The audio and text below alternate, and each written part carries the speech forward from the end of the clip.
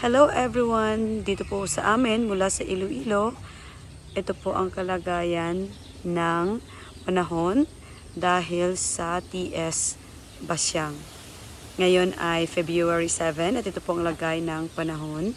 Makulimlim at suspended po ang mga pasok at trabaho. Ewan ko po sa mga trabaho, pero suspended ang classes sa lahat ng levels dito po sa amin sa Iloilo.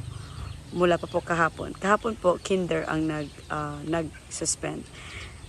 Dahil wala pong pasok, dito ako ngayon sa aming garden at ipapakita ko ang update ng aming munting project. Ito na po yung aming plant box. At first, ang gusto po namin muna ay wood or plywood po. Pero naisip ko na ito pang matagalan. So, kahit next cropping or next planting season ng mga gulay, walang problema. It will stay. So, ngayon, dalawa muna ang haba. Dalawa muna. So, first, actually yung height niya po yung isang hollow block lang. Tapos, nilagyan po namin ito para, para po safe. So, first po, nilagay namin ay mga kahoy. As you can see, medyo nag-clear na. We clear the area, yung mga sanga-sanga ng aming mga punong kahoy. First po na reason ay para makapenetrate yung sunlight. Kasi sa mga vegetables, need ang sunlight. So, nilagay po namin yan. Tapos, ito po yung mga saging, tapos mga leaves, tapos ito po yung compost, hanggang sa tumaas na sila. And they almost fill the box. So bago po nun, dito po namin nilalagay muna yung mga seeds. As you can see, ito po yung alugbate. So pag malaki na sila, ita-transfer na po. Naglagay po ako dito ng alugbate, roselle, papaya, and many more. Ito po yung lupo. Green at may nilagay ako doon na red. Tapos meron pong alugbate dito po sa isang linya, alugbate. Tapos may sili. Dito po nag-start na po ako ng pagtatanim ng kangkong. Ito po kangkong. At ito po yung mga sitaw. Ito, tumubo na ang mga sitaw. At okra. So ito, may konting kanal, may maliit na kanal. Dahil, as you can see, yan po yung farm, rice field.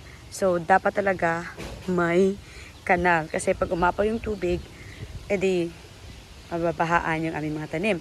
So, we decided to make a canal, construct a canal, hanggang dun sa kanal palabas sa kalsada. So, ito lang po muna. Ito po ang aking compost pit. At sili po yan. So, pag malaki na sila, ita-transfer na doon. Doon sa isang we plan na pag dumami pa po yung aming budget or pag maganda na po ang result ng aming munting project na yan, magdadagdag po kami. So, ang area po ng garden namin ay 500 square meters.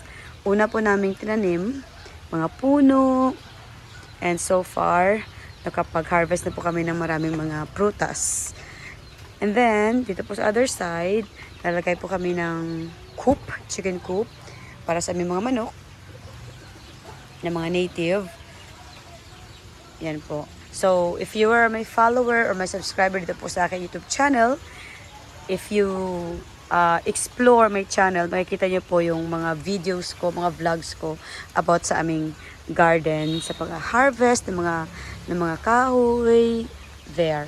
So far, ito lamang po ang update kasi busy rin. So, hindi ako actually pumupunta na ako dito nag-work, nagpa-plant, nag-clean kapag wala pong pasok. Or early in the morning, before the class starts, or in the afternoon, pag wala na pong klase kasi yung online class ko ay nighttime pa. So, ito po, sana papupunta yung mga manok. Anyways, see you po sa mga subscribers ko, mga followers, mga support. Thank you so much. Sa mga hindi pa po, please subscribe to my YouTube channel. At mag-goodbye na po muna ako. Ingat po tayong lahat kasi ito na po yung ulan. Bye-bye!